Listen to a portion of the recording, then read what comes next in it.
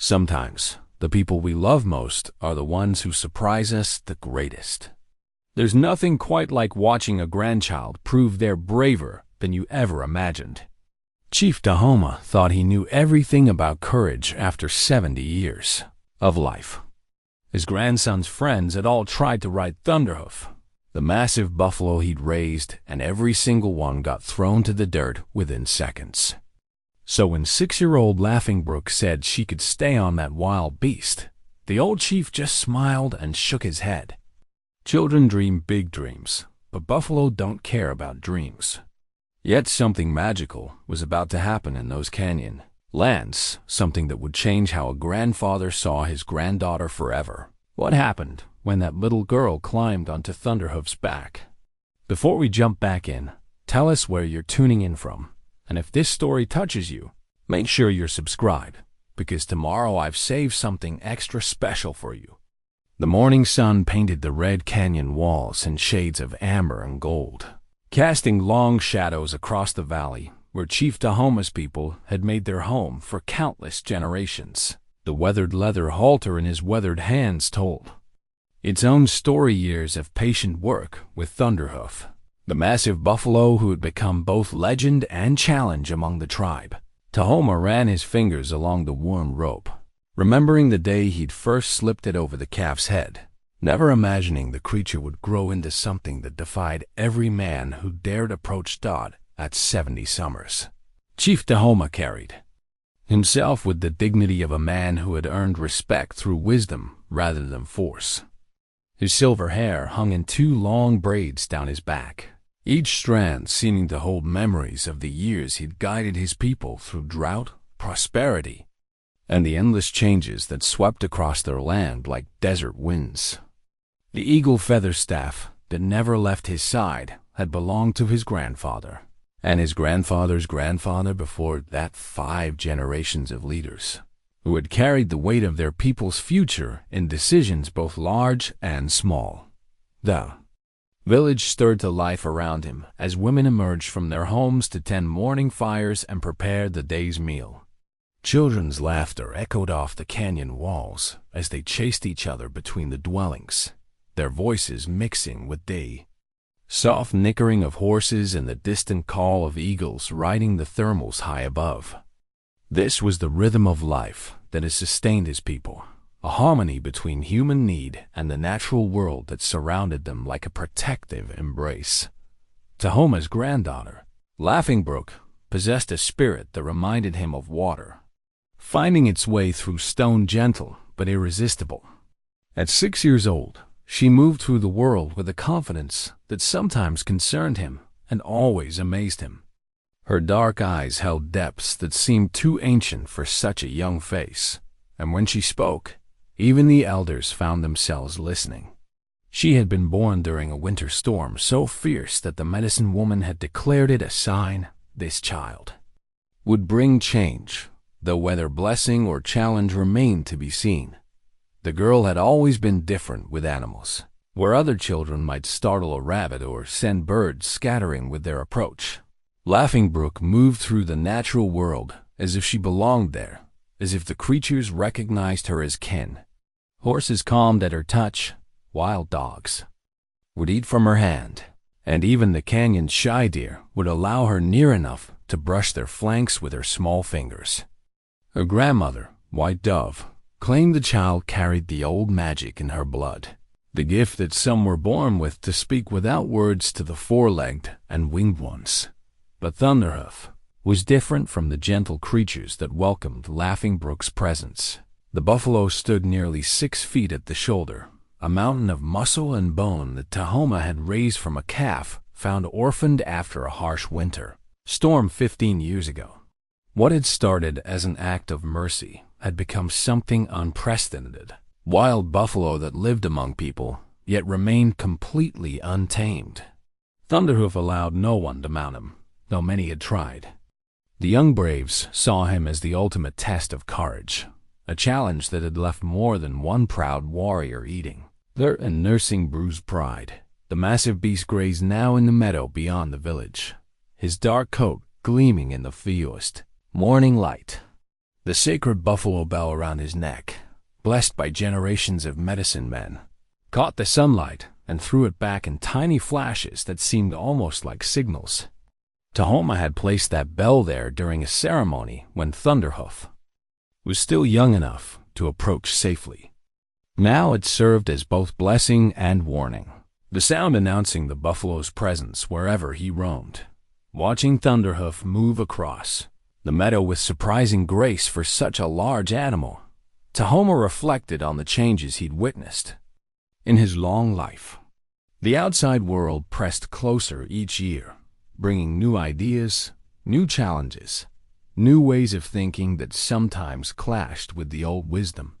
His own son, Laughing Brook's father, had married a woman from another tribe and moved east to work in the cities, returning only for ceremonies and special occasions. The boy wrote letters speaking of concrete and steel, of machines that moved without horses, of a world that seemed to have forgotten the sacred connection between earth and sky.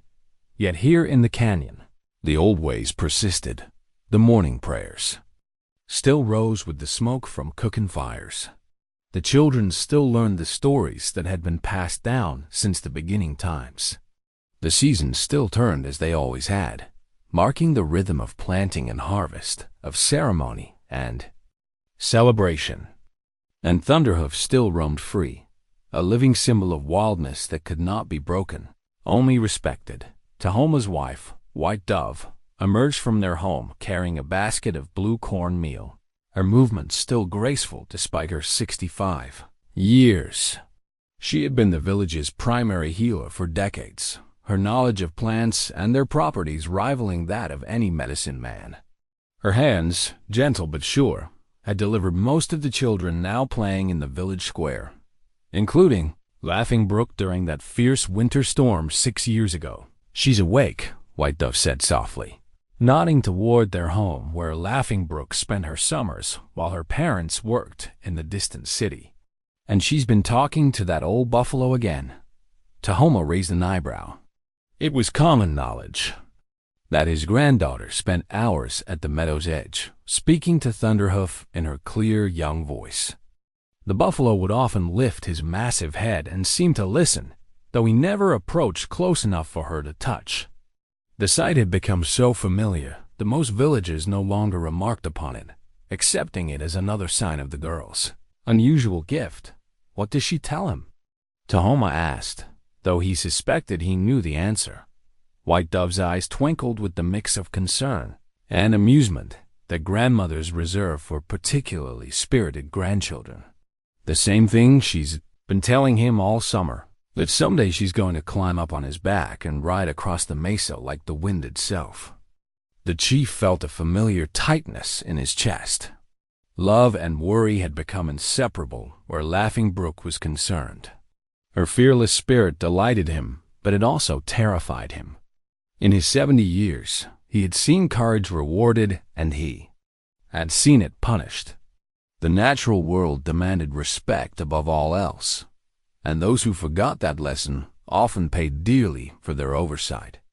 "Children dream," he said, more to reassure himself than his wife. "Yes," White Dove agreed, settling the cornmeal basket at her feet and fixing him with the look that had been making him think twice about his decisions for 40 years of marriage. "But this child doesn't just dream. She believes. And sometimes, husband, believing is enough to make the impossible happen." As if summoned by their conversation, Laughing Brook appeared in the doorway, her long black hair still tousled from sleep, her deerskin dress decorated with small beads that caught the morning light. She moved with the unconscious grace of childhood, every step purposeful, even when she didn't know where she was going. "Good morning, grandfather," she said, her voice carrying the formal respect he had taught her, though her eyes sparkled with barely contained excitement. "Good morning, grandmother." "Good morning, little one," Tahoma replied, opening his arms for the daily embrace that had become one of his life's greatest pleasures. She ran to him and he lifted her easily, marveling at how she seemed to grow taller each day. "Did you sleep well?" "I dreamed about flying," she said seriously, as if this were the most natural thing in the world. But not with wings like the eagles. I was riding something strong and fast, and we moved across the earth like shadows moving across water. White Dove and Tahoma exchanged glances over the girl's head. In their tradition, dreams were never dismissed as mere nighttime wanderings of the mind. Dreams carried messages, warnings, promises. And this particular dream, coming from this particular child, felt heavy with meaning neither grandparent was quite ready to examine too closely. Dreams are important, Tahoma said carefully, but they must be understood properly. Sometimes they show us what could be, not what should be. Laughing Brook pulled back to look at him with those ancient eyes that seemed to see straight through to his soul. But what if they show us what must be, grandfather? What if some dreams are really memories of things that haven't happened yet? The question hung in the morning air like smoke from a sacred fire, impossible to ignore and equally impossible to answer. Somewhere across the meadow, Thunderhoof lifted his great head and released a sound that was part greeting, part challenge, part song. The sacred bow around his neck sang softly in the morning breeze, and Laughing Brook turned toward the sound as if he had called her name. Today feels different, she said simply. Today feels like the day everything changes. The announcement came just after the midday meal, when most of the village had gathered in the shade of the great cottonwood tree that served as their informal meeting place. Laughing Brook stood before the assembled adults and children, her small beaded moccasins planted firmly in the red earth, her chin raised with a determination that made Tahoma's heart skip with both pride and fear. "I'm going to ride Thunderhoof today," she declared, her young voice carrying clearly across the gathering. The words fell into the drowsy afternoon silence like stones into still water, sending ripples of surprise and concern through the crowd. Old Gray Wolf, the eldest of the tribal council, nearly choked on the water he'd been sipping from a gourd. "Child, what did you say?" "I said I'm going to ride Thunderhoof today." Laughing Brook repeated the words with the same calm certainty she might use to announce she was going to pick berries or help her grandmother with the cooking. There was no boasting in her tone, no challenge to the adults around her, just simple, unshakable conviction. A murmur ran through the gathered villagers like wind through dry grass. Some of the women drew their own children closer, as if laughing. Brook's bold words might somehow infect their little ones with the same dangerous confidence. The men exchanged glances that spoke of shared memories. Each of them could recall at least one young brave who had tried to master Thunderhoof, and each could remember the inevitable result. Standing near the edge of the group, Running Bear still carried the scar on his left shoulder from his attempt 3 summers ago. Swift Hawk walked with a slight limp that dated back to his encounter with the buffalo's powerful hindquarters. Even Stone Coyote, the strongest of the young warriors, had been sent flying so far that the children still measured distances by saying, "As far as Thunderhoof, through Stone Coyote." Little Brook set her great-aunt many stars, using the affectionate nickname that had followed the girl since infancy. "Thunderhoof is not a pony from the herds. He's a wild thing, powerful as a mountain storm. Even our strongest men cannot stay on his back." Laughing Brook turned those dark, ancient eyes toward her great-aunt, and Tahoma saw something in his granddaughter's expression that made his stomach clench with worry. This was not the stubborn defiance of a willful child. This was something deeper, something that spoke of certainty beyond her years. "I know he's wild, Aunt Many Stars," the girl said respectfully. "But wild doesn't mean angry. Wild just means free. And free things understand each other." The simple wisdom in those words silenced the gathering for a moment. Even the children, who had been whispering excitedly among themselves, grew quiet as they tried to understand what Laughing Brook meant. Tahoma found himself remembering his own grandfather's teachings about the difference between taming and breaking, between earning respect and demanding submission. White Dove stepped forward, placing a gentle hand on her granddaughter's shoulder. "Sweet child, your heart speaks truly about wild things. But sometimes understanding and riding are very different gifts. Thunderhoof has never allowed anyone on his back. Not once in all the years your grandfather has cared for him." "Maybe," Laughing Brook said, looking up at her grandmother with complete trust. No one ever asked him the right way. The words hit Tahoma like a physical blow.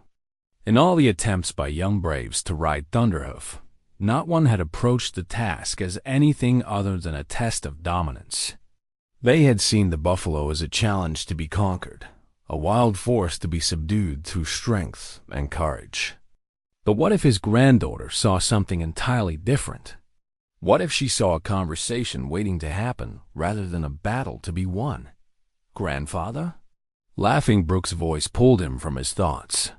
She had turned to face him directly, and he could see that she was asking for more than permission. She was asking for understanding, for faith, for the kind of trust that exists only between people who love each other completely. "Will you come with me to see Thunderhoof?" The request hung in the air like morning mist, delicate and impossible to grasp. Tahoma felt the weight of every eye in the village upon him, felt the responsibility of his role as both chief and grandfather pressing down like the summer heat. As leader, his duty was to protect his people, especially the children. As grandfather, his instinct was to shield this precious girl from any possibility of harm. But deeper than duty or instinct ran something else. The memory of his own grandfather's words from decades past. "Sometimes, grandson, the greatest courage is knowing when to step aside and let another person become who they were meant to be." "The sun is hot today," Tahoma said finally, his voice carefully neutral. "If we're going to visit Thunderhoof, we should go before the afternoon heat grows too strong." The collective intake of breath from the villagers was audible. Several of the women started to protest, but White Dove raised her hand for silence. She had been reading her husband's face for 40 years, and she understood that this decision came from a place deeper than logic or caution. "If this is to happen," White Dove said firmly, "it will happen with proper ceremony. We do not approach sacred things carelessly, especially when we don't fully understand them." Grey Wolf nodded slowly, his ancient face creased with concern but also recognition. The grandmother speaks wisdom. If the child is determined to attempt this thing, then it must be done with respect for all the spirits involved, the spirit of the buffalo, the spirit of the child, and the spirits of our ancestors who watch over such moments. As the villagers began to organize themselves for an impromptu ceremony, Tahoma found himself studying his granddaughter's face. The excitement he had expected to see there was notably absent. Instead, Laughing Brook wore an expression of calm purpose that belonged on someone much older. She seemed to be listening to something the rest of them couldn't hear, following guidance that came from somewhere beyond the visible world. "Are you afraid, little one?" he asked quietly, drawing her aside while the others made their preparations. Laughing Brook considered the question seriously before answering. "I think I should be afraid, grandfather, but I'm not. It feels like coming home to a place I've been missing all my life." The words sent a chill down Tahoma's spine despite the warm afternoon air. He had heard similar phrases before, usually from the mouths of medicine, people describing their calling, or warriors recounting the moments before great battles. They spoke of a certainty that transcended normal understanding, of stepping into a current of destiny that had been flowing long before they were born.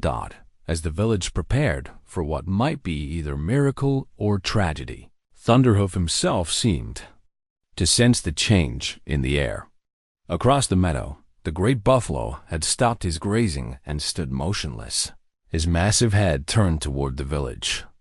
The sacred bell around his neck hung silent, waiting for the wind to give it voice. In her small hands, Laughing Brook clutched the beaded moccasins her grandmother had made for her last winter, soft deerskin decorated with tiny buffalo symbols that seemed almost prophetic now. Each bead had been placed with love and prayers for the girl's protection. But Tahoma wondered if White Dove had somehow known, even then, that this day would come. The afternoon sun began its slow descent toward the canyon rim, painting everything in shades of gold and amber that made the world look touched by magic. Whatever was going to happen would happen soon, and Chief Tahoma found himself caught between terror and wonder, between the wisdom of age and the faith of childhood. His granddaughter stood beside him, small and fearless, ready to attempt something that had never been done. And somewhere deep in his heart, despite every logical reason to stop her, Tahoma began to believe that she just might succeed. The sacred buffalo bell around Thunderhoof's neck chimed softly in the afternoon breeze as the villagers formed a loose circle around the meadow where the great beast grazed. The bronze bell, blessed by 5 generations of medicine people, had been silent for most of the day, but now it sang with each movement of the buffalo's massive head, as if awakening to the significance of what was about to unfold. Tahoma watched his granddaughter as she knelt beside White Dove, receiving the traditional blessings that preceded any dangerous undertaking. The old chief's heart felt heavy with the weight of responsibility and love, torn between his protective instincts and a growing sense that this moment had been ordained by forces beyond his understanding. "Little Brook," he said gently, crouching down to meet her eyes, "you know that many brave warriors have tried to ride Thunderhoof. Strong men with years of experience with horses and buffalo. Each one was thrown within heartbeats. Are you certain this is something you must do?" Laughing Brook looked up at him with those ancient eyes that seemed to hold depths far beyond her 6 years. "Grandfather, when you talk to the wind, do you try to grab it and hold it down?" The question caught him off guard. "No, child. The wind cannot be captured." "Then how do you talk to it?" Tahoma considered her words carefully. "You listen to its voice. You move with it, not against it. You respect its nature." "That's how I'm going to talk to Thunderhoof," she said simply. "Not like the warriors do, trying to prove they're stronger. I'm going to ask him to dance with me." The simplicity of her logic was both beautiful and terrifying. Around them, the tribal elders exchanged meaningful glances. Gray Wolf, who had served as spiritual advisor for longer than most could remember, stepped forward with his medicine bundle. "If this thing is to be attempted," he said in his voice like wind through dry leaves, "then it must be done with proper protection and blessing. The spirits of our ancestors must be invited to witness and guard." Many stars had been preparing sage and sweetgrass for smudging, the aromatic smoke already beginning to curl upward toward the darkening sky. "The child speaks of dancing," she said thoughtfully. "In the old stories, there were those who could speak with the four-legged ones, not through dominance, but through harmony. Perhaps we have forgotten such gifts exist." White Dove continued her gentle preparations, braiding small eagle feathers into Laughing Brook's long black hair. Each feather had been blessed and carried prayers for protection, wisdom, and courage. "Your great-great-grandmother, Flying Eagle Woman, was said to have such a gift," she murmured as she worked. "The stories say she once calmed a wounded bear simply by singing to it." "Stories," muttered Swifthawk, still nursing his pride along with the limp Thunderhoof had given him 2 summers past. "We're gambling a child's life on old stories." "Not stories," said Gray Wolf firmly. "Memory. The difference between story and memory is that memory carries medicine. And this child," he gestured toward Laughing Brook, "carries something in her spirit that we have not seen for many generations." Across the meadow, Thunderhoof had stopped his grazing entirely. The massive buffalo stood like a statue carved from the earth itself, his dark eyes fixed on the gathering of humans. The sacred bell around his neck hung motionless now, as if even the wind was holding its breath. Something in his posture suggested not aggression or wariness, but a kind of ancient patience, as if he too was waiting for something that had been a long time coming. Tahoma found himself remembering the day he had first put that bell around Thunderhoof's neck. The buffalo had been barely a year old then, still small enough to approach safely, though even as a calf, he had possessed an independence that set him apart from the domestic animals. The ceremony had been simply a blessing for protection, and a hope that the sacred bell would remind both buffalo and humans that some things were meant to remain free while still being cherished. "He's listening," Laughing Brook said suddenly, her voice carrying a note of wonder. "Can you hear it? He's calling to me." The adults strained their ears, but heard only the normal sounds of afternoon wind through grass, the distant cry of a hawk, the soft murmur of the stream that fed the meadow. But on Laughing Brook's face was an expression of deep concentration, as if she was indeed hearing something beyond their perception. "What does he say, little one?" White Dove asked gently. "He says he's been waiting. He says he knew I would come when I was ready." Laughing Brook's voice carried the certainty of absolute faith. "He says the other riders came with their hearts, full of what they wanted to prove, but I'm coming with my heart full of questions." He likes questions better than answers. The wisdom in the child's words struck the gathering like a physical force. Even Swift Hawk, who had been grumbling about the foolishness of the enterprise, fell silent. In the tradition of their people, wisdom could come from any source: the wind, the animals, the very young, or the very old. And sometimes the most profound truths came wrapped in the simplest words. "The sun moves toward the horizon," observed Grey Wolf. "If this is to be done, it should be done soon. The spirits of dusk are neither day nor night, and such threshold times carry their own power." Tahoma felt the moment approaching like the rumble of distant thunder. Everything in him wanted to scoop up his granddaughter and carry her safely away from whatever was about to unfold. But stronger than fear was a growing recognition that this was bigger than one child's brave foolishness. This felt like destiny, like a current in the great river of time that had been flowing toward this exact moment for longer than any of them could imagine. "Are you ready, Laughing Brook?" he asked, his voice steady despite the storm of emotions. In his chest, she nodded, rising gracefully from where she had been kneeling. The eagle feathers in her hair caught the slanted afternoon light, and for a moment she seemed older than her years, carrying herself with the dignity of someone who had already seen what lay ahead and found it good. "I'm ready, Grandfather. Thunderhoof is ready too. We've both been ready for a long time." The sacred bell began to chime again as the great buffalo took his first step toward the gathered humans, and every person in the meadow felt their breath catch in their throats. The dance was about to begin. Chief Tahoma's fingers closed around the worn leather pouch that had belonged to his grandfather, feeling the familiar weight of the sacred war paints contained within. The pouch had been passed down through 5 generations of leaders, each man adding his own prayers and protections to its contents.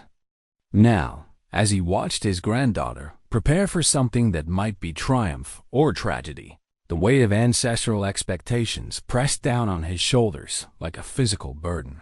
His mind drifted back through the years, to his own childhood, when his grandfather, Chief Standing Bear, had faced a similar moment of impossible choice. Tahoma had been perhaps 8 years old when a pack of wolves had begun hunting too close to the village, taking livestock and threatening the children. The other men had wanted to hunt the wolves down, but Standing Bear had insisted on a different approach. "Grandson," the old chief had said, "sometimes the greatest courage is not in fighting what seems dangerous, but in understanding why it has come to us. The wolves are not evil, they are hungry. The question is not how to destroy them, but how to live in balance with them." Standing Bear had walked alone into the hills where the wolves denned, carrying only prayer offerings and the same unwavering faith that Tahoma now saw reflected in Laughing Brook's eyes. 3 days later, he had returned with news that the pack had moved on, seeking territory where game was more plentiful and human settlements less intrusive. No blood had been shed, no lives lost on either side. "But what if you had been wrong?" young Tahoma had asked his grandfather.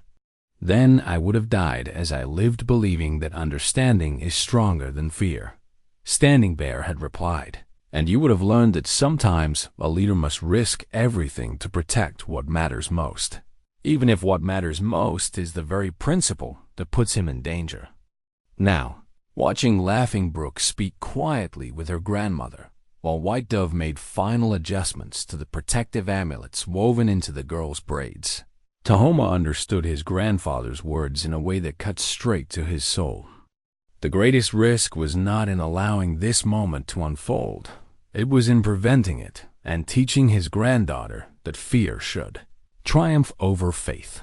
The tribal elders had arranged themselves in a loose semicircle, each adding their own spiritual protections to the gathering energy. Many stars scattered corn pollen in the 4 directions while chanting prayers in the old language. Stone Bear, the master tracker, read signs in the wind and clouds that spoke of favorable omens. Even the children had grown solemn, sensing that they were witnessing something that would become part of the stories told around winter fires for generations to come. "The grandmother spirits are watching," White Dove murmured as she placed the final blessing on Laughing Brook's forehead.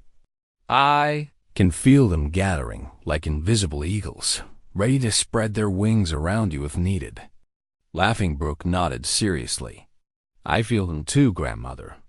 They're singing the old songs, the ones about when people and animals shared the same language." Across the meadow, Thunderhoof had begun moving toward them with deliberate, measured steps.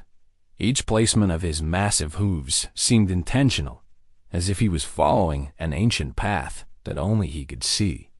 The sacred bell around his neck provided a rhythmic accompaniment to his approach, its bronze voice adding an otherworldly music to the gathering dusk. "Look at his eyes," Grey Wolf said softly. "There is no wildness there now, no challenge. He moves like one who goes to meet a friend long expected." Tahoma studied the great buffalo's approach and had to admit the medicine man spoke truly. Gone was the restless energy that usually characterized Thunderhoof's interactions with humans. Instead, there was something that could only be described as recognition, as if some long-awaited appointment was finally being kept. "Grandfather," Laughing Brook said, slipping her small hand into his weathered one, "will you tell me about the first time you saw Thunderhoof?" The request surprised him, but as he looked down into her trusting face, Tahoma realized she was asking for more than a simple story. She was asking him to share the spiritual foundation of what was about to happen, to help her understand the depth of connection that had grown between man and buffalo over 15 years of mutual respect. "It was during the harshest winter in memory," he began, his voice taking on the cadence of the storytellers. "The snow lay deeper than a tall man's chest, and the wind carried teeth that could freeze breath in a person's lungs. We found him, barely alive, a calf no bigger than a large dog, half buried in a drift beside his mother's frozen body." As he spoke, Tahoma watched Thunderhoof's continued approach. The buffalo was perhaps 50 yards away now, close enough that they could see the intelligence in his dark eyes, the careful way he tested each step forward. "Your grandmother and I took turns feeding him warm milk through the coldest months," Tahoma continued. "He lived in our home like a strange, large dog, sleeping by the fire and following me wherever I went. But even then, we could see that he was different from the domestic animals. He would stand for hours, looking toward the open country, as if listening to voices we couldn't hear." "When did you know he would never be tamed?" Laughing Brook asked. "The day he chose to stay," Tahoma replied. "When spring came and the herds returned to the valley, we expected him to leave us for his own kind. Instead, he remained at the edge of the village, neither wild nor domestic, but something entirely his own. That was when I understood that Thunderhoof had not been saved by us. We had been blessed by him." The great buffalo was close enough now that they could hear his breathing, deep and steady as a meditation. The sacred bell sang with each movement. and several of the villagers found themselves swaying slightly to its rhythm, as if drawn into an ancient dance they had never learned but somehow remembered.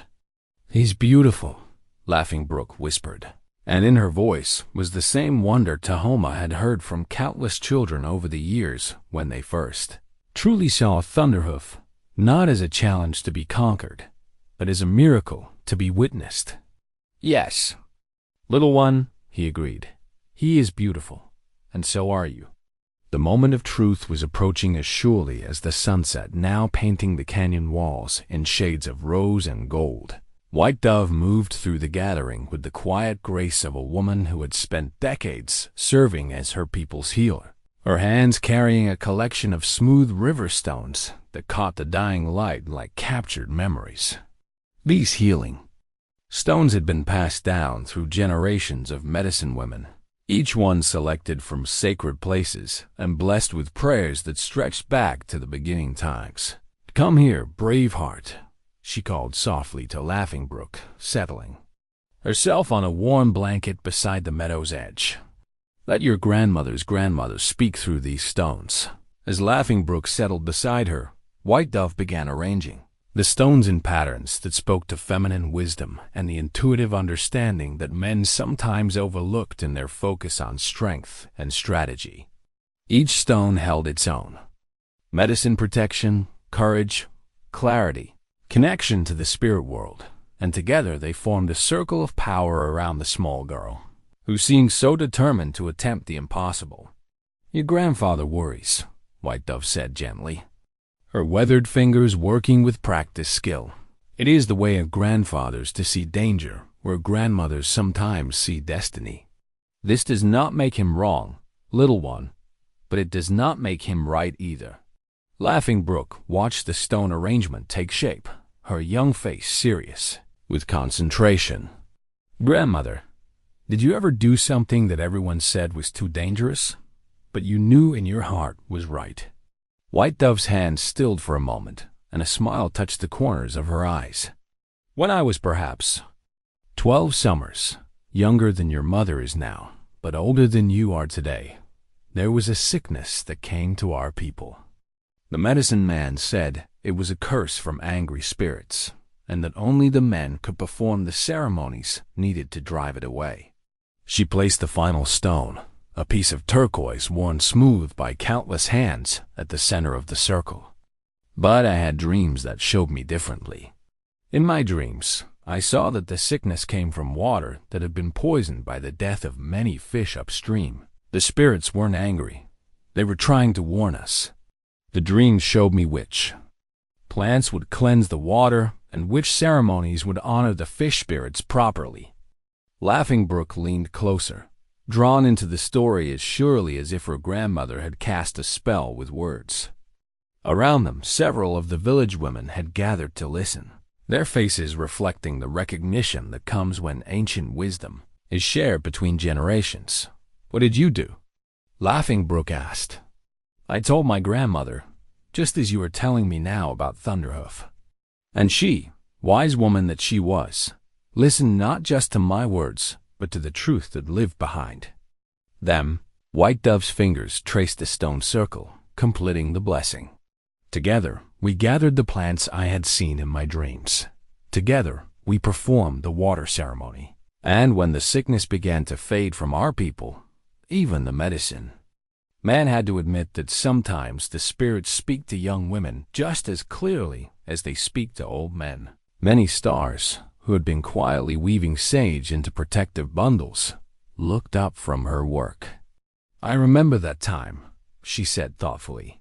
"My own mother was among those who recovered after drinking the blessed water.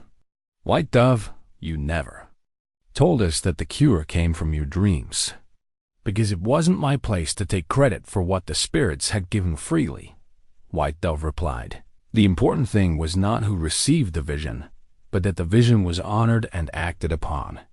Just as the important thing now is not whether anyone believes Laughing Brook can ride Thunderhoof, but whether we have the courage to let her try." Across the meadow, Thunderhoof had stopped his approach at the traditional distance, close enough to interact, far enough to maintain his essential wildness. But there was something different in his posture today, something that spoke of anticipation rather than the wary tolerance he usually showed toward human gatherings. "Look at him," said Singing Crane, the youngest of the village mothers. "He's not just waiting, he's watching her specifically. See how his attention never wavers from Laughing Brook, even when the rest of us move or speak." The observation sent a ripple of recognition through the gathered women. They had all seen Thunderhoof interact with humans before, but never with this focused intensity, this sense of purposeful connection. It was as if the great buffalo was seeing something in the small girl that had escaped everyone else's notice. "Animals know things," said Dawn Walker, who had raised more children than anyone could count and had watched them all grow into their unique gifts. "They can sense the spirit song that each person carries, the note that makes them who they truly are." Perhaps Thunderhoof has been waiting all these years not for someone strong enough to dominate him, but for someone whose spirit song harmonizes with his own. White Dove nodded slowly, her hand still resting on the circle of healing stones. In the old stories, there were those who could speak with all the four-legged ones, who moved through the world as friends to every creature that walked or flew or swam. They didn't control the animals, they conversed with them. They didn't ride through force, they danced through mutual invitation. "But those are just stories," protested Swifthawk's wife, Wintermoon, though her voice carried more hope than conviction. "Surely such gifts died out with the ancient ones." "Did they?" asked White Dove mildly, her gaze resting on Laughing Brook, who was now standing at the edge of the stone circle, her attention completely focused on Thunderhoof. "Or do we simply forget to recognize them when they appear in forms we don't expect?" As if responding to her grandmother's words, Laughing Brook began to move toward the buffalo with the same unhurried grace she had always shown around animals. There was no hesitation in her steps, no fear in her posture, only a quiet confidence that seemed to flow from some deep well of certainty within her small frame. "She moves like water finding its path," murmured Many Stars.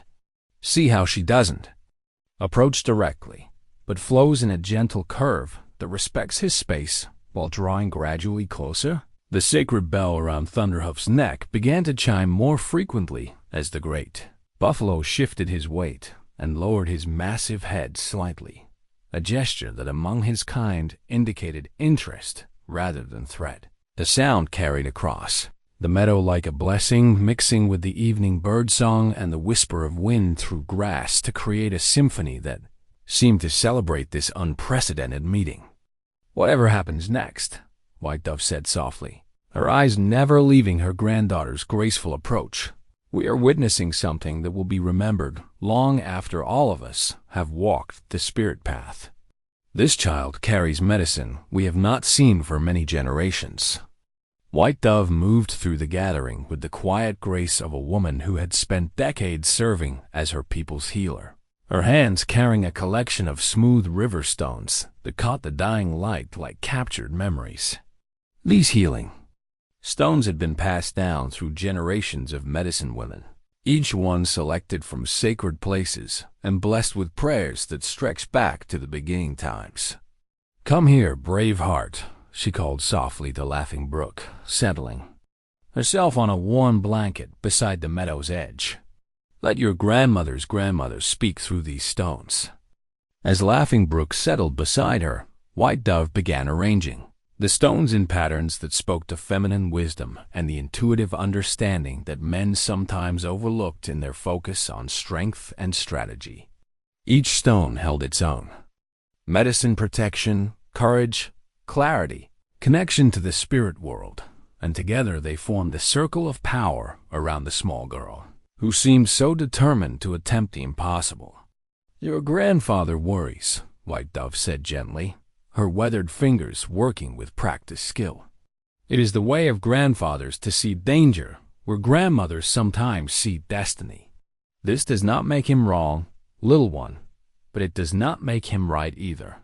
Laughing Brook watched the stone arrangement take shape, her young face serious with concentration. Grandmother, did you ever do something that everyone said was too dangerous, but you knew in your heart was right?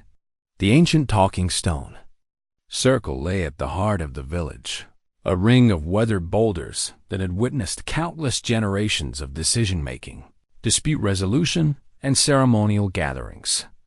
As the sun continued its descent toward the canyon rim, Gray Wolf called for an immediate council meeting, his aged voice carrying the authority of one who had served as spiritual advisor through decades of challenge and change. The villagers arranged themselves around the sacred stones with the respect that tradition demanded, though their eyes remained fixed on the meadow where Laughing Brook continued her slow, graceful approach toward Thunderhoof. The juxtaposition was striking. Ancient ceremony proceeding while unprecedented miracle unfolded just beyond the circle's edge. We are called to witness something that tests the boundaries of our understanding, Gray Wolf began, his weathered hands resting on the talking stick that had been carved from lightning-struck oak generations ago. A child seeks to accomplish what no warrior has achieved. Do we have the wisdom to recognize when tradition must bend to allow for the emergence of new truth? Stonebear, whose tracking skills had kept the village fed through countless seasons, spoke first when the stick passed to him. I have followed the signs of animals for 40 years. I know the difference between a creature that tolerates human presence and one that welcomes it. Today, Thunderhoof shows signs I have never seen before: anticipation without aggression, alertness without wariness. The buffalo expects something good to happen. The talking stick moved to Swift Hawk, who accepted it with obvious reluctance. His encounter with Thunderhoof had left him with more than physical scars. It had wounded his pride and challenged his understanding of his own courage. I speak not from wisdom but from experience, he said carefully. That beast carries the strength to kill a grown man without effort. If we allow this child to approach him and something goes wrong, how do we live with that knowledge? How do we face her parents, her future? But what if something goes right? The unexpected voice belonged to Running Bear, who rarely spoke in council meetings despite his status as one of the village's most skilled hunters. The talking stick had not yet reached him, but the urgency in his voice commanded attention. What if we prevent something miraculous because we cannot see beyond our own failures? Gray Wolf nodded slowly and passed the stick to Running Bear, honoring the break in protocol because wisdom, when it appeared, deserved to be heard regardless of timing. 3 summers ago, I was certain I could master Thunderhoof through strength and determination, Running Bear continued, unconsciously touching the scar on his shoulder. I approached him as a conquest, a prize to be won. I never once considered that he might have his own thoughts about the matter, his own reasons for accepting or rejecting a rider. Perhaps the question is not whether anyone can ride Thunderhoof, but whether anyone has ever asked him properly. The stick passed to many stars, who held it with the reverence of one who understood the weight of words spoken in sacred space. In my grandmother's time, there was a woman named Gentle Thunder who could calm the wildest horses simply by singing to them, not taming them. That was never her gift, but harmonizing with them, finding the rhythm that their spirits danced to, enjoying that dance. When she died, people said such gifts had passed from the world. But what if they hadn't passed? What if they had simply been waiting for the right spirit to carry them forward? Chief Tahoma accepted the talking stick with hands that trembled slightly, not from age but from the enormity of the decision before him.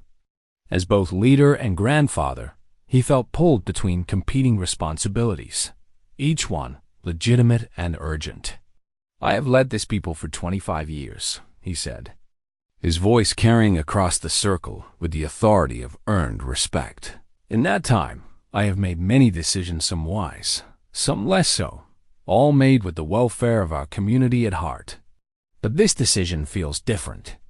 This feels like one of those moments when the future pivots on a single choice, when the path we take determines not just what happens to one child, but what becomes possible for all children.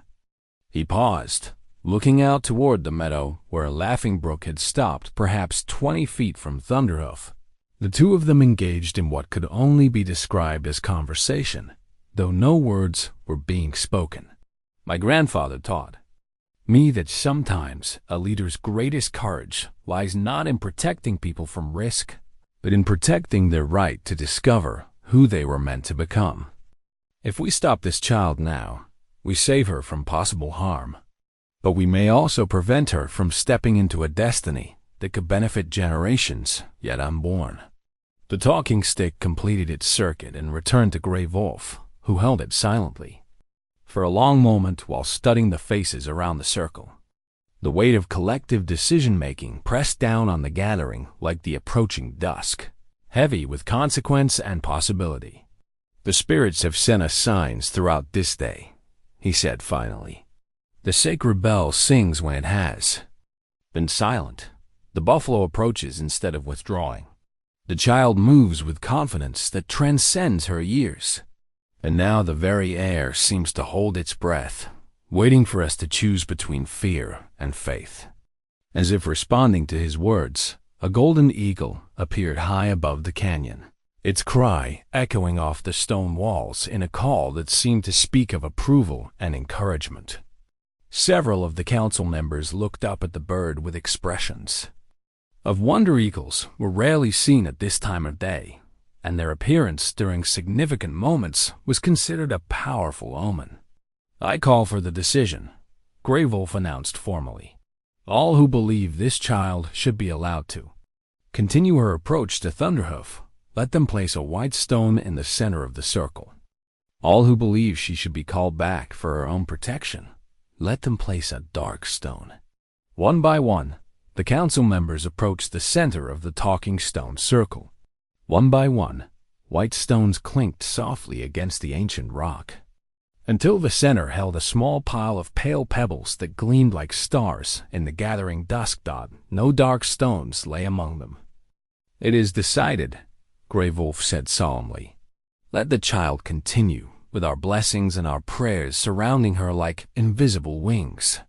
In the meadow beyond, Thunderhoof lowered his great head even further, and for the first time in 15 years of living among humans, the legendary buffalo took a step toward one of them. Grey Wolf moved with unexpected urgency toward his dwelling, leaving the talking stone circle behind as the golden eagle's cry echoed once more across the canyon. The old medicine man's sudden departure puzzled the council members, but Tahoma recognized the expression on his weathered face, the look of someone who had just remembered something crucial, something that changed everything. Within moments, Grey Wolf emerged carrying an object that made several of the elders gasp in recognition. The Spirit Walker's dreamcatcher was enormous, nearly as wide as a man's outstretched arms, its intricate web woven from sinew and adorned with feathers from sacred birds that had not been seen in the canyon for decades. It had belonged to Soaring Hawk, the tribe's last great visionary, who had passed into the spirit world before Laughing Brook was born.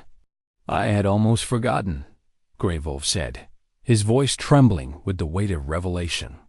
Soaring Hawk left specific instructions about this dreamcatcher. He said it was to be brought out only when the buffalo child came home. The words sent a chill through the gathering that had nothing to do with the cooling evening air. Tahoma felt his knees weaken as understanding crashed over him like a flash flood in a narrow canyon. "Buffalo child?" whispered White Dove, though her face suggested she already knew what those words meant. Grey Wolf held the massive dream catcher up to catch the dying light, and the intricate patterns within its web seemed to shimmer with their own inner illumination. Soaring Hawk spoke of visions that came to him in his final years, visions of a small one who would bridge the gap between human and animal worlds, who would ride the sacred buffalo not through conquest, but through conversation. He said this child would be born during a winter storm so fierce that even the spirits would take notice. All eyes turned to Laughing Brook, still standing motionless in the meadow with Thunderhoof, the pieces of an impossible puzzle began clicking into place with the sound of destiny fulfilling itself. The storm during her birth, her unprecedented gift with animals, the way creatures seemed to recognize her as something more than just another human child. "There's more," Grey Wolf continued, his aged voice growing stronger as he embraced the full magnitude of what he was revealing. "Soaring Hawk said the buffalo child would be born in the year when the great storm brought an orphaned calf to the village, a calf that would grow into the mount destined for this special one." Tahoma's hand found his wife's, their fingers intertwining as they realized the full scope of what they had been witnessing all these years. Thunderhoof had not been a rescued animal. He had been a sacred partner, waiting patiently for his destined rider to grow old enough to claim him. "But why didn't you tell us this before?" demanded Swift Hawk, his voice rough with emotion. "Why let us all believe the child was attempting something dangerous and impossible?" "Because prophecy cannot be forced," Grey Wolf replied with gentle authority. "It must unfold naturally, when all the elements align themselves according to spiritual law. If I had told you what Soaring Hawk foretold, would you have allowed this moment to happen naturally? Or would you have tried to control it, to make it happen according to human will rather than sacred timing?" The truth of his words settled over the gathering like morning mist. They all knew the answer. Knowledge of prophecy would have changed everything: their approach to Laughing Brook, their treatment of Thunderhoof, their understanding of what was possible and what was merely hoped for. "The dream catcher holds more than just Soaring Hawk's visions," Grey Wolf continued, moving closer to the meadow where the extraordinary meeting was taking place. "It contains the spiritual map of how this moment was always meant to unfold. Look at the patterns, see how they mirror the dance that girl and buffalo are performing right now." Indeed, the intricate web within the dream catcher seemed to reflect the careful, spiraling approach that Laughing Brook had been making toward Thunderhoof. The spacing of the feathers matched the rhythm of their interaction, the way they moved, closer by degrees, while honoring the sacred nature of what was happening between them. "Soaring Hawk saw this exact moment," Grey Wolf said, his voice filled with wonder. "He drew these patterns based on visions that came to him night after night in his final winter.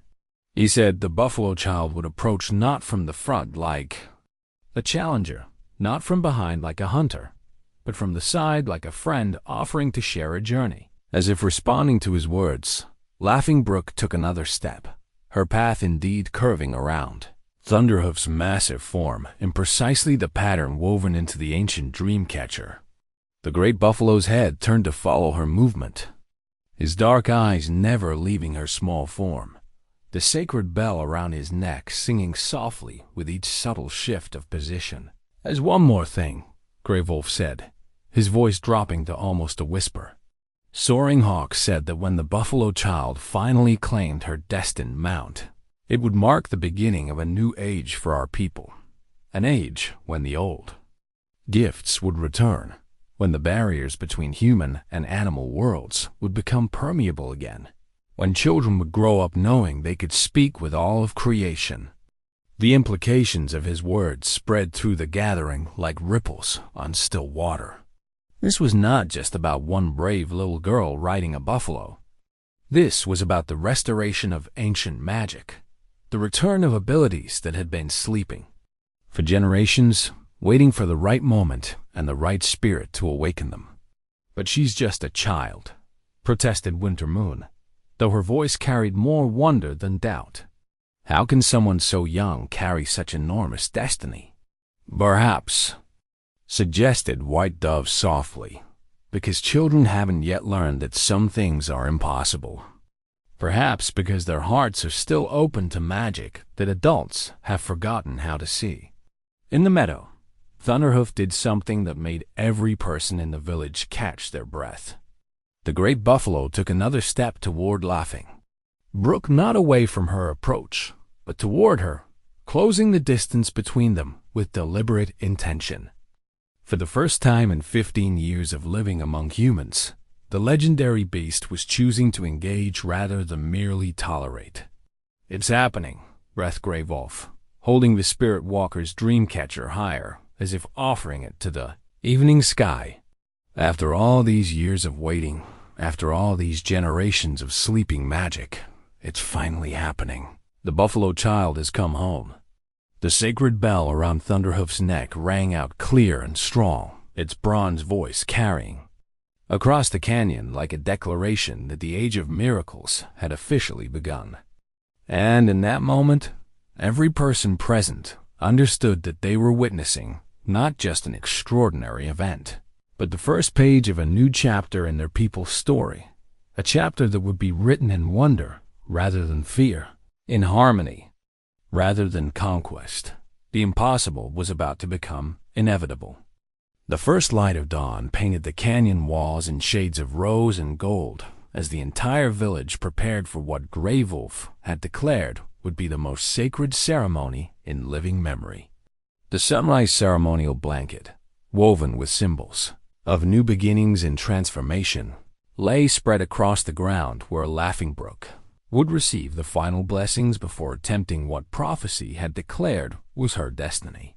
Throughout the night, word had spread beyond their village to neighboring communities. By the time the sun crested the eastern rim of the canyon, representatives from 5 different tribes had gathered to witness what many were calling the return of the old magic. The meadow that had seemed spacious the evening before now felt intimate, filled with people who had traveled through darkness to be present for this unprecedented moment. Tahoma had not slept. He had spent the hours before dawn in prayer and contemplation, wrestling with emotions that seemed too large for his chest to contain. Pride, fear, love, and awe swirled within him like competing winds, each one pulling him in different directions.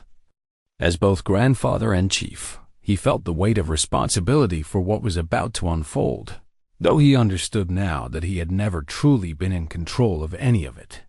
Grandfather, Laughing Brook's soft voice drew him from his internal struggle. She stood in the doorway of their dwelling, already dressed in the white deerskin dress that White Dove had spent the night decorating with symbols of protection and blessing. Eagle feathers were woven into her long black braids, and around her neck hung a necklace of sacred stones that had been blessed by medicine people from each of the gathered tribes.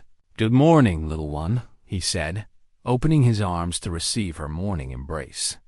But as she settled against his chest, Tahoma was struck by how different she felt, not physically, but spiritually. There was a depth of presence about her that seemed to have emerged overnight, as if the approaching fulfillment of her destiny had awakened something ancient within her small frame. "Are you ready for this day?" he asked gently. "I've been ready all my life," she replied with simple certainty. "I just didn't know what I was ready for until now." Her words carried the ring of absolute truth, and Tahoma found himself remembering Soaring Hawk's teachings about how destiny worked, not as something imposed from outside, but as something that grew from within until it became impossible to ignore or deny.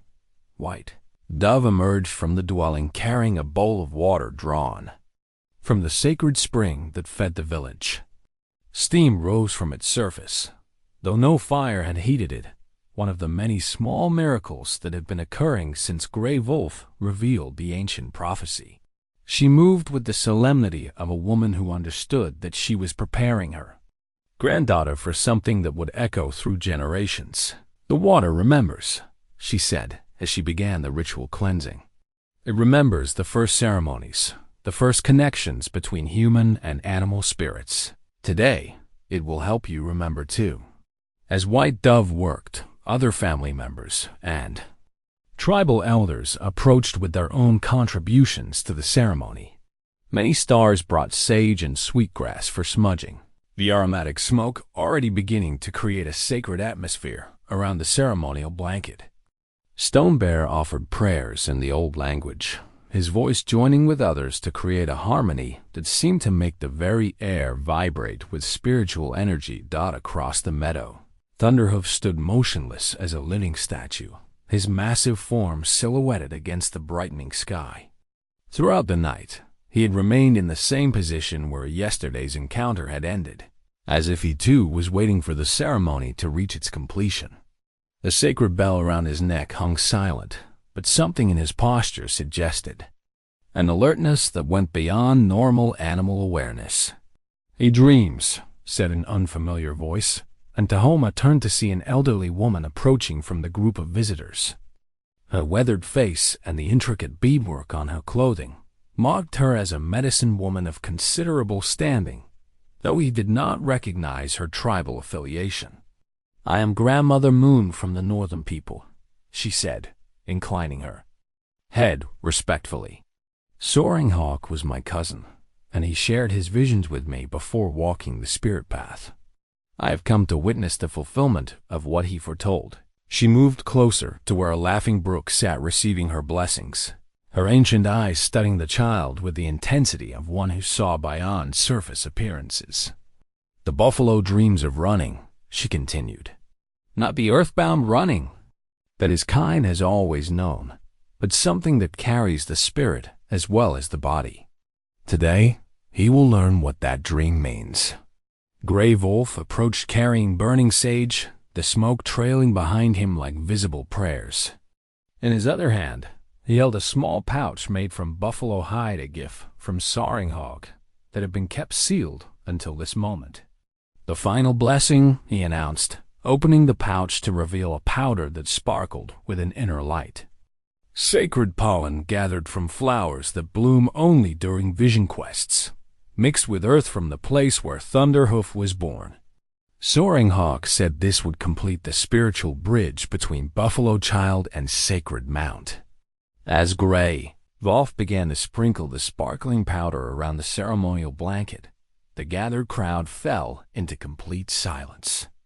Even the children, normally restless during long ceremonies, stood perfectly still, as if they sensed that they were witnessing something that would become legend. "Laughing Brook," Gray Wolf said formally, "do you accept the destiny that has been waiting for you since before your birth? Do you choose to step into the role of bridge builder between the human and animal worlds?" The question hung in the morning air like smoke from a sacred fire. Everyone present understood that this was more than ceremonial formality. This was the moment when free will met destiny, when a young spirit chose to embrace a calling that would define not only her own life, but the future of her people.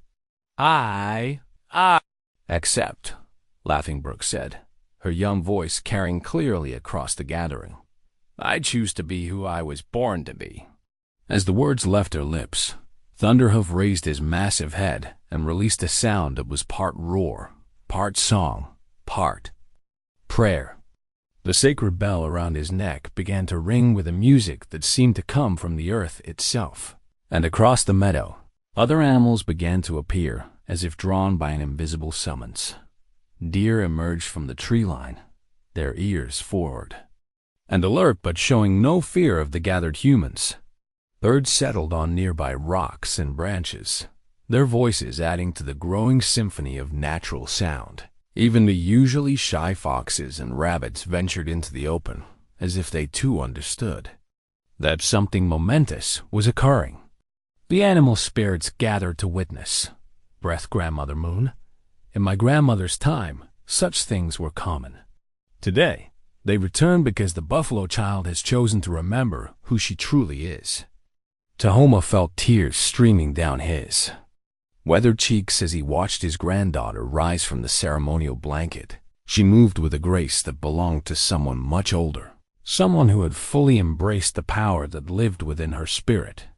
The eagle feathers in her hair caught the morning light, and for a moment she seemed less like a 6-year-old child, and more like a force of nature given human form. "Are you afraid, grandfather?" she asked, pausing beside him before beginning her final approach to Thunderhoof. "Terrified," he admitted honestly, "and more proud than I have ever been in my entire life." She smiled then, the radiant expression of a child who had found her place in the great pattern of existence. "Don't be afraid. This is how the story was always meant to end."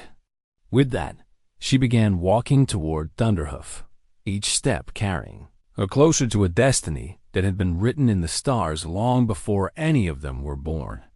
Behind her, the gathered tribes began to sing the old song's melodies that had not been heard for generations, but which rose now from their hearts, as naturally as breath itself. The sacred bell sang its bronze song across the meadow, and the age of miracles stepped fully into the morning light. The wind-caller's flute sang its ancient melody across the meadow as Laughing Brook took her final steps toward Thunderhoof, the bone instrument's haunting voice carried by Grey Wolf's weathered hands. The sacred music seemed to weave itself around the approaching miracle, creating an invisible bridge between the world of prophecy and the moment of fulfillment. Every breath in the gathering was held as the small girl moved with the fluid grace of water finding its natural course. There was no hesitation in her steps, no doubt in her posture, only the absolute certainty of someone walking a path that had been laid out for her before time began. The morning light caught the eagle feathers in her braids, making them seem to flutter with their own inner wind. Thunderhoof watched her approach with eyes that held depths no ordinary animal should possess. The massive buffalo stood perfectly still, but his stillness was not the frozen tension of a creature preparing to flee or fight. Instead, it was the centered calm of one who had finally found what he had been waiting for all his life. 20 feet. 15. 10. The gathered tribes fell into complete silence as Laughing Brook came within touching distance of the legendary beast that had never allowed any human so close. The sacred bell around Thunderhoof's neck hung motionless, as if even the wind was holding its breath to see what would happen next. "Hello, old friend," Laughing Brook said softly, her young voice carrying clearly in the crystalline morning air. "I've been waiting to meet you properly." Thunderhoof's massive head lowered slowly until his dark eyes were level with hers. In that gaze passed something that transcended language recognition, acceptance, and a joy so profound it seemed to radiate outward like warmth from a sacred fire. The connection between them was visible to everyone present, a shimmering in the air that spoke of souls recognizing their perfect counterparts. "May I?" she asked, extending one small hand toward his broad forehead. The great buffalo's response was to take one more step forward, closing the final distance between them and gently pressing his massive head against her outstretched palm. The moment their skin touched, a visible ripple of energy passed through both child and beast, and the sacred bell around his neck began to ring with a music that seemed to come from the earth itself. Gasps of wonder rose from the watching crowd as Laughing Brook began to run her hands along Thunderhoof's neck and shoulders, her touch gentle but confident. The buffalo's eyes closed in what could only be described as bliss, his enormous body relaxing into her presence as if he had been waiting 15 years for exactly this moment. "You're not wild at all," she murmured, her words audible only to those standing closest. "You're just free." "There's a difference, isn't there?" Thunderhoof's rumbling response vibrated through the ground beneath their feet, a sound of agreement that seemed to come from the very core of his being. As Laughing Brook continued her gentle exploration of his form, looking for the best place to mount, the great beast shifted his position slightly, lowering his massive shoulder to create a natural stepping stone. "He's helping her," whispered Grandmother Moon, her aged voice filled with wonder. "In all my years, I have never seen such cooperation between human and animal. It's as if they share the same spirit." Tahoma watched with tears streaming down his face as his granddaughter prepared to attempt what every logical part of his mind still insisted was impossible. But logic had no place in this moment. This was the realm of prophecy, of destiny, of connections that ran deeper than understanding. "Remember to breathe, grandfather," White Dove said softly, taking his trembling hand in hers. "This is not an ending, it's a beginning." With movements that seemed choreographed by forces beyond the visible world, Laughing Brook placed her foot on Thunderhoof's lowered shoulder. The great buffalo remained perfectly still, his massive strength held in perfect balance as she used his thick fur for handholds and pulled herself gracefully onto his broad back. For a moment that seemed to stretch into eternity, girl and buffalo remained motionless, both adjusting to the unprecedented connection between them. Laughing Brook sat with the natural ease of someone who had been riding buffaloes all her life, her small form perfectly balanced on Thunderhoof's powerful back. Then, with a movement so gentle it was barely perceptible, Thunderhoof lifted his great head and took his first step forward. The sacred bell sang out clear and strong, its bronze voice declaring to all of creation that the impossible had become reality. The buffalo child had claimed her destined mount, and the age of miracles had officially begun. A collective sigh of wonder rose from the gathered tribes as Laughing Brook and Thunderhoof began to move together across the meadow, their movements synchronized as if they were two parts of a single being. The prophecy was being fulfilled, and everyone present understood that they were witnessing the birth of a new chapter in the relationship between human and animal worlds. The unity braid, woven from eagle feather, buffalo hair, and sacred sage, hung from Gray Wolf's weathered hands as he watched the miracle unfold before his eyes. The ancient rope, crafted according to visions that Soaring Hawk had received decades ago, seemed to pulse with its own inner light as Laughing Brook and Thunderhoof moved together across the meadow in perfect harmony. What followed was not the wild, desperate ride that everyone had expected from tales of buffalo encounters. Instead, it was a dance fluid, graceful, and filled with the kind of joy that comes only when two spirits recognize their perfect complement in each other. Thunderhoof moved with surprising gentleness, his massive hooves finding their rhythm in a gait that honored the precious cargo he carried. Laughing Brook sat on his broad back as if she had been born there, her small hands resting lightly on his thick fur, her body moving in natural synchronization with his powerful stride. There was no fear in her posture, no desperate clinging, only the relaxed confidence of someone who had finally found her true home. "Look at her face," breathed White Dove, her voice filled with wonder.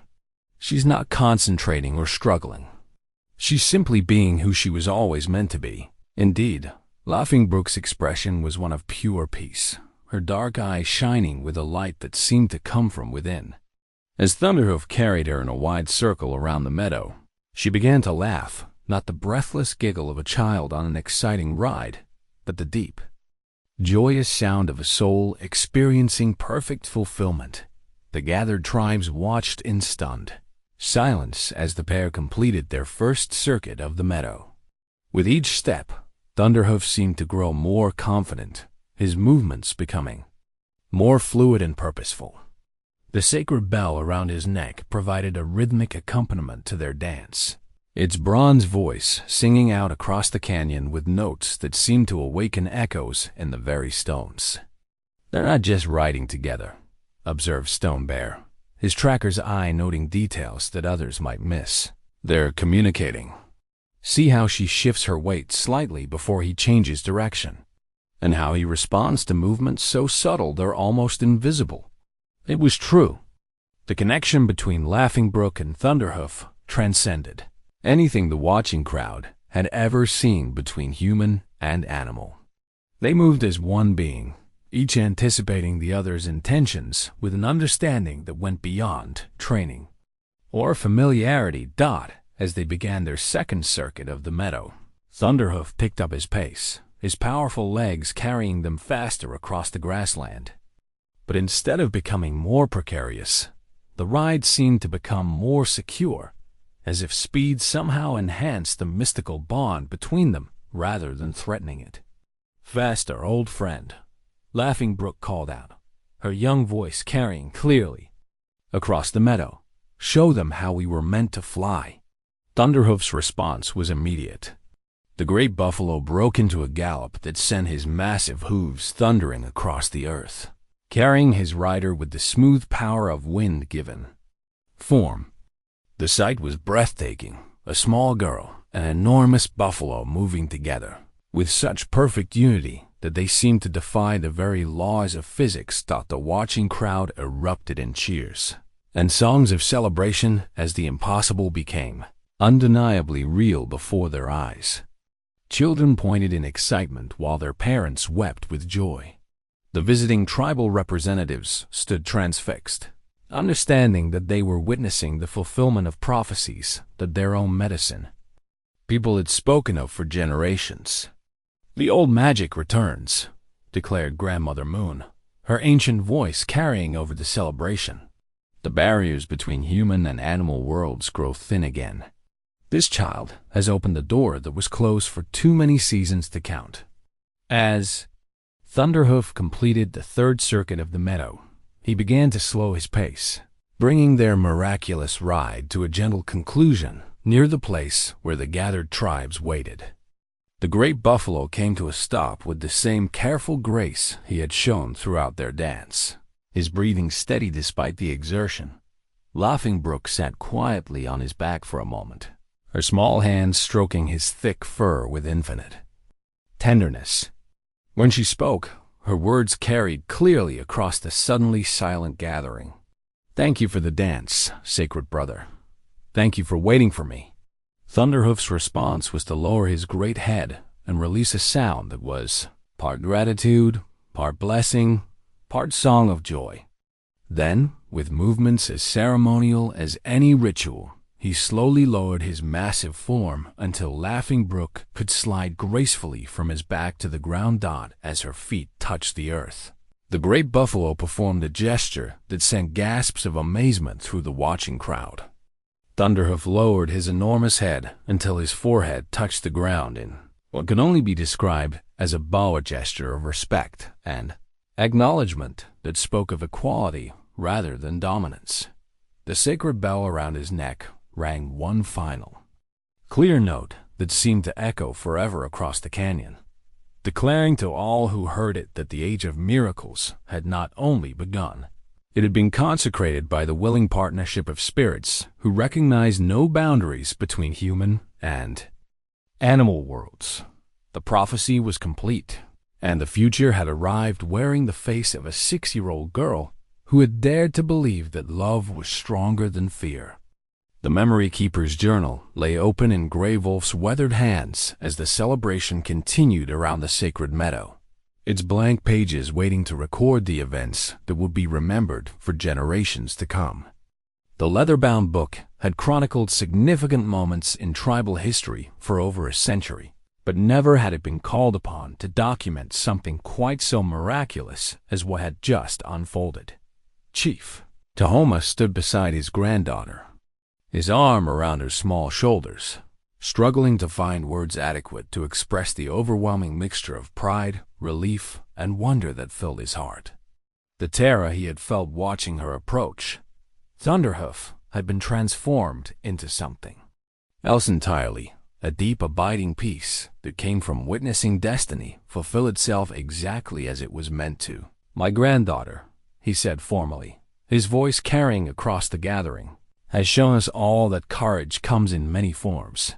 Today, she has reminded us that the greatest bravery is not in conquering what we fear, but in opening our hearts to what we don't yet understand." The assembled tribes responded with songs and prayers of thanksgiving, their voices rising toward the canyon walls in harmonies that seemed to make the very air shimmer with celebration. Children who had watched the miraculous ride in wide-eyed wonder now approached Laughing Brook with a mixture of awe and curiosity, no longer seeing her as just another playmate, but as something extraordinary, a bridge between worlds they were.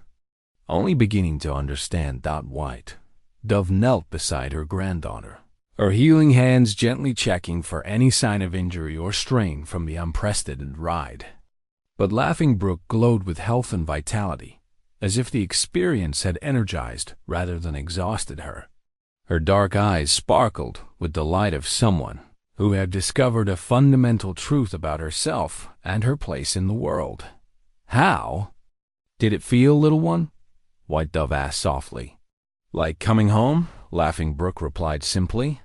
"Like I've been wandering all my life without knowing what I was looking for, and then suddenly I found it."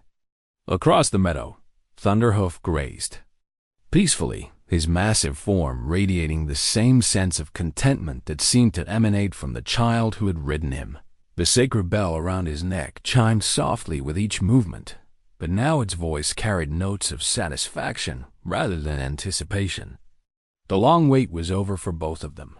Grey Wolf approached with his writing materials, prepared to document this historic moment for future generations. As the tribal chronicler, he understood the importance of recording not just what had happened, but what it meant for the future of their people. "What shall I write about this day?" he asked Laughing Brook, recognizing that her perspective would be crucial to understanding the full significance of what had occurred. She considered the question with the seriousness it deserved before answering. "Write that love is stronger than fear. Write that when we listen with our hearts instead of our minds, we can hear voices we never knew were speaking. And write that every child has magic inside them. They just need to remember what it feels like to believe in impossible things." The wisdom in her words sent murmurs of recognition through the gathered adults, many of whom found themselves remembering their own childhood dreams that had been set aside in favor of more practical pursuits. Here was a 6-year-old child teaching them about courage, faith, and the power of maintaining wonder in a world that often demanded conformity. Grandmother Moon stepped forward from among the visiting tribal representatives, her ancient face radiant with joy. "In my grandmother's time, such gifts were more common," she said to the gathering.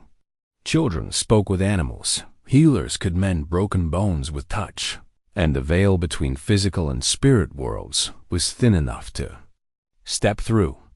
Today, this child has torn a hole in that veil, and the old magic begins to flow back into our world.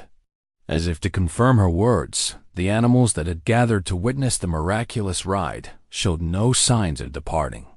Deer grazed openly near the human gathering, birds perched on shoulders and outstretched hands, and even the normally secretive foxes played openly in the meadow grass.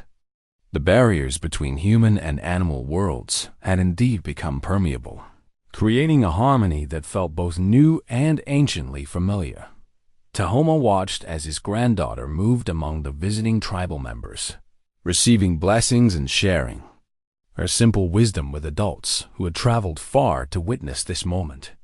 She spoke to each person with the same natural grace she had shown Thunderhoof, making connections that transcended age, tribal affiliation, or social status.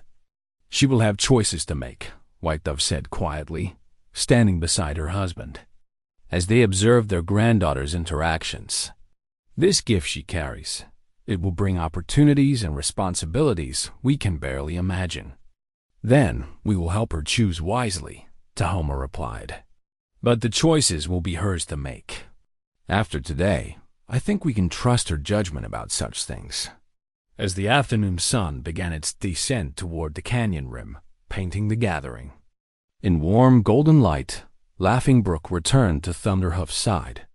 The great buffalo lowered his head to receive her gentle caresses, and she whispered words that only he could hear. Perhaps plans for future adventures.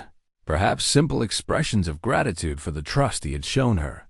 The sacred bell chimed one final time as Thunderhoof lifted his head to look directly at Chief Tahoma, and in that ancient gaze was something that looked remarkably like approval, one grandfather acknowledging another's role in raising something precious and extraordinary. Gray Wolf closed the memory keeper's journal, his documentation complete. The story of the buffalo child would become legend, told and retold around winter fires for generations to come. But more importantly, it would serve as a reminder that magic never truly dies. It simply waits for the right heart to call it home. As the celebration continued into the evening, with the sacred bell providing gentle accompaniment to songs of thanksgiving and joy, everyone present understood that they had witnessed more than just an impossible ride. They had seen the beginning of a new age, when children would grow up knowing that the bond between human and animal worlds was not just possible, it was sacred, it was necessary, and it was theirs to nurture and protect. The canyon walls echoed with laughter and music late into the night, and somewhere in that harmony, the spirits of ancestors danced with joy at seeing their ancient gifts awakened once again in the heart of a brave little girl who had dared to believe that love could overcome any barrier. The story was complete, but the magic was just beginning.